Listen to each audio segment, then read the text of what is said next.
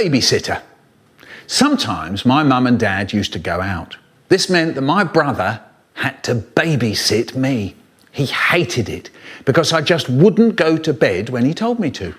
He was 4 years older than me. Well, actually, he still is. He'd shout, he'd rant and rave, "Will you go to bed?" But I never went until I heard the front door open with mum and dad coming back. And then I'd be upstairs into bed in a flash. Anyway, after a few months of this, my mum and dad tried something new. Just before they went out, they said, "Right, Mick, you go to bed before we go out and you stay there." Okay, I said, okay. Yeah, okay. And off I went to bed. I lay there waiting to hear the front door close. Slam! And straight away, I was out the bed, down the stairs, into my brother's room. There he is, sitting there, reading. First of all, he tries, "I'm not taking any notice of Michael." He goes on reading. I think I'll make him notice. I put my face behind the book with my eye peeping round the edge of the book. Every time he gets to the end of a line, his eye looks into my eye.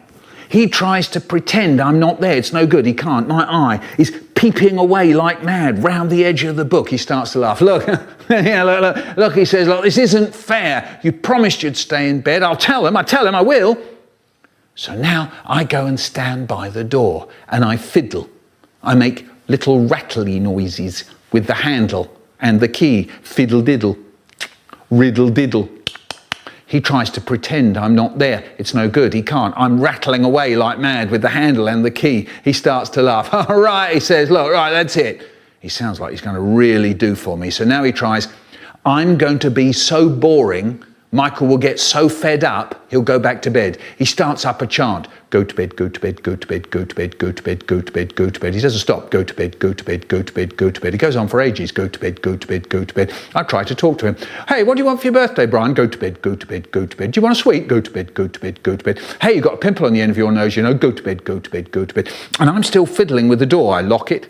I unlock it. I lock it. I try to unlock it. "Go to bed, go to bed, go."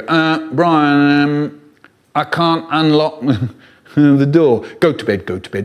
"Brian, the key's stuck." He stops.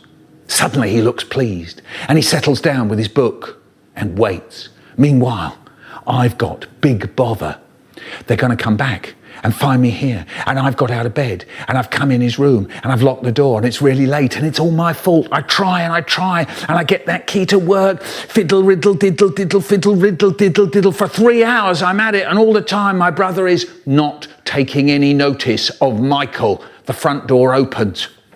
"Hello," my mum calls out. She gets to my brother's door. "Did Michael stay in bed all right?" She's trying to turn the handle. "Let us in, Brian," says my dad cheerily. No answer from us inside. My brother is waiting for me to say something. I'm hoping he'll say something. We're looking at each other. "Come on, Brian," says my dad, getting a bit cross. Oh no, the moment I dread when dad goes from being cheery to absolutely furious. In a weedy little voice I say, "I locked the door."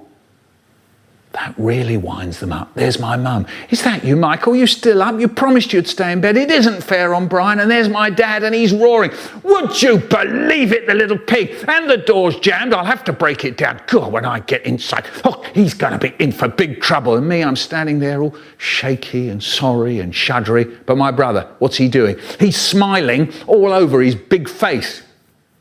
Yeah, he took the key out, passed it under the door, and they opened it, and I dashed out off to bed faster than an electronic rabbit.